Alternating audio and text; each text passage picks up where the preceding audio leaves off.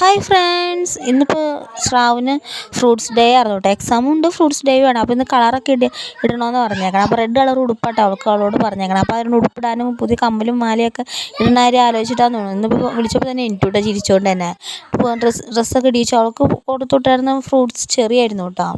പിന്നെ ഞാൻ ഇന്ന് ഓഫീസിൽ ചെന്നു. ഇന്ന് വലിയ മഴയൊന്നും ഉണ്ടായില്ല.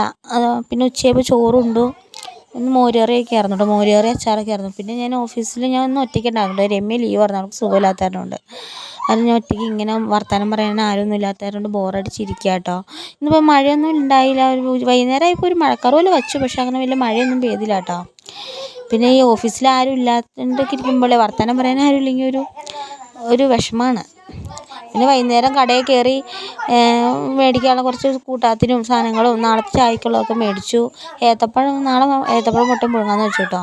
പിന്നെ അവൾക്ക് നാളെ എക്സാം ഉള്ളവരും അവളെ പഠിക്കാൻ ഭയങ്കര മടിയാണ്. ഞാൻ നിർബന്ധിച്ചാലും 1-2 വാക്ക് എഴുതുമ്പോഴേക്കും മടി അടവാണ്. എന്ത് ചെയ്ത് കഴിഞ്ഞാൽ പഠിക്കില്ല, ലോളി.